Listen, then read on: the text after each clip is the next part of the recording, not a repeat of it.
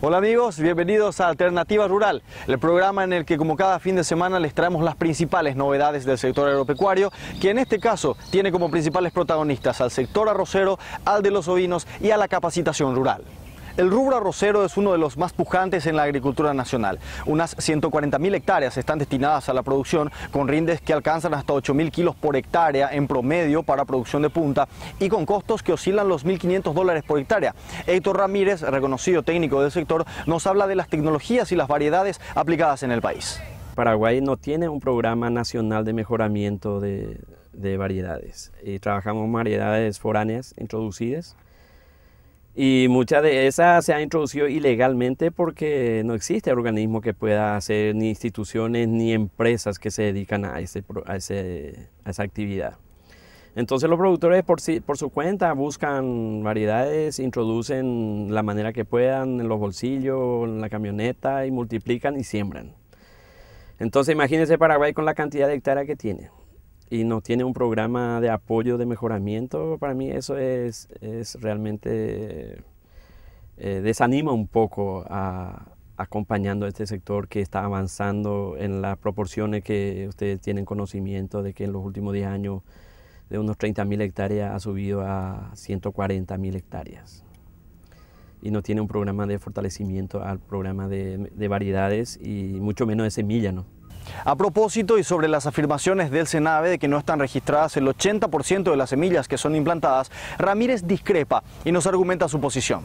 Leí en el diario el presidente del SENAVE, el ingeniero Regis Mereles, diciendo de que el 85% de las variedades plantadas en Paraguay no tiene registro nacional para la producción.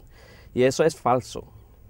A pesar de que los productores no tienen todo ese apoyo, por eso yo creo que es una cifra que se equivocó en colocarlo. El 85% de las semillas utilizadas en Paraguay son de bolsa blanca. Eso sí es cierto, porque no hay un programa de certificación de semilla. Y los productores usan su propia semilla y lo que compran, importan semillas, yo creo que no llega a 20% del área cultivado. Ahora la variedad que se está sembrando, por más del 60% es el IRGA 424 que está registrado en el Registro Nacional de Cultivares. De resto está el 417, el PITA también están registrados en el Registro Nacional. Yo no niego que los productores siembran una nueva variedad de un sistema Clearfield que es IRGA 428. Y justamente ese es lo que yo estoy tratando de hacer, de que se registre esa variedad, ya que tenemos acuerdos internacionales con los ostentores de esa variedad en el Brasil. Yo tengo un acuerdo para poder inscribir y registrar y usar acá en Paraguay. Y estamos en ese proceso. Pero los productores son muy ágiles en eso. Entonces ellos se adelantaron a mi gestión y ya tienen. Eso es lo normal que se venía ocurriendo en Paraguay, que ellos mismos hagan las introducciones por su cuenta, multiplican y siembran. Entonces, esa es nuestra debilidad número uno. Expandir el alcance legal actual, donde solo se cuenta con la fiscalización para llegar a la certificación, es una de las demandas en procura de un mejor desarrollo del sector. Y la certificación, si no tenemos una base de acuerdo, de conseguir una semilla básica para su multiplicación y seguir los programas de certificación, mientras no haya eso, a no ser que tenga un programa nacional de generación de nuevas variedades, vamos a seguir padeciendo eso. Ese es mi reclamo a la autoridad, al SENAVE. ¿Por qué no nos facilita? Yo soy el único en este momento en el país que estoy luchando de legalizar ese tipo de cosas, haciendo acuerdos con las instituciones que nos dan el apoyo y cree de que podemos hacer bien las cosas. Pero en el SENAVE las leyes son bastante exigentes. Todo el proceso, en vez de facilitar el proceso para que legalicemos y obtengamos semillas básicas de su lugar de origen, multiplicar y hacer un programa de certificación, tenemos serios problemas, serios inconvenientes. Eso yo le he reclamado, pero vengo más de un año reclamando al gobierno a través de su departamento, de su gabinete de ese sector, para que nos flexibilice las cosas, nos facilite, porque nosotros no estamos incurriendo en arriesgar, por ejemplo, comprometer la sanidad de los cultivos, que introducción de plagas, enfermedades que no exista. Los productores están haciendo por su cuenta de todas maneras.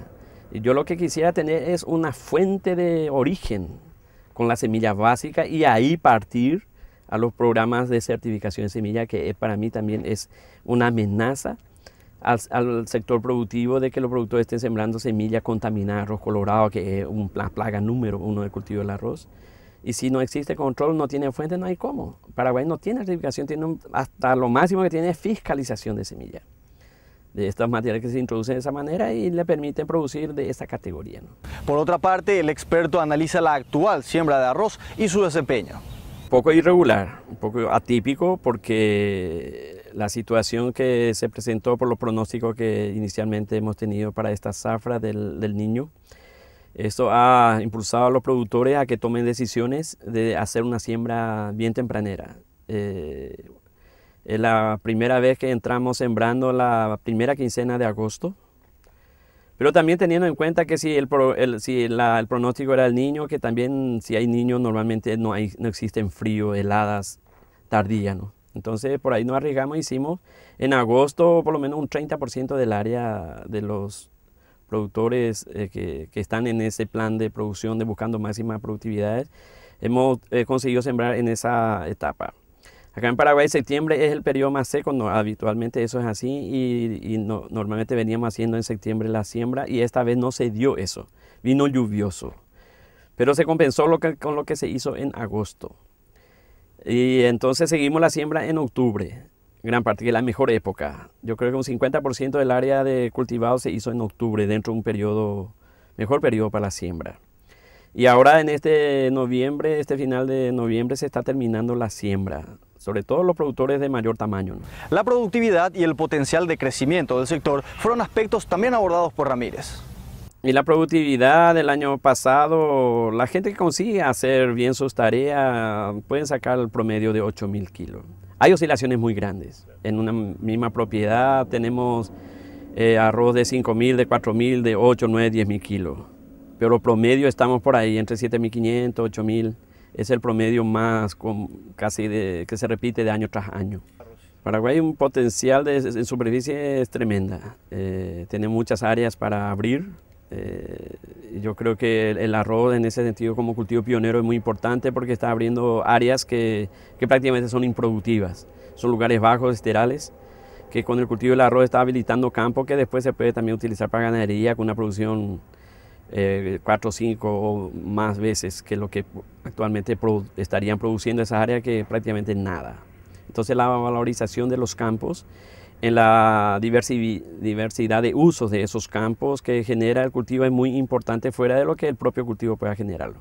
Sebastián García, desde Tafirel, empresa que desde hace 10 años está proponiendo productos para el sector, analiza la presente zafra y la evolución que ha tenido el cultivo a lo largo del tiempo. La verdad es que es una zafra que arrancó un poco complicada por los factores climáticos que han provocado que justamente que todos los productores tuvieran que estar prontos para cuando permitiera justamente el clima y la humedad en los campos, entrar a sembrar con su máximo potencial posible. Se atrasó un poco la preparación de los suelos, que fue lo que terminó justamente haciendo que a la altura la siembra esté levemente retrasada. Una ventana de más o menos 15-20 días en octubre, que fue donde se sembró casi todo el área arrocera, ¿verdad? Y ahora ya queda una parte muy reducida por sembrar, ¿verdad? Y el sector arrocero es el sector más pujante en cuanto a crecimiento, ¿verdad? Lo de la soja es una mayoría enorme en cuanto a volumen de producción, pero en cuanto a crecimiento, el arroz realmente es hoy por hoy un poco la niña bonita de la agricultura, por lo que significa justamente el potencial productivo de este país y por lo que significa el área que hay todavía para seguir creciendo.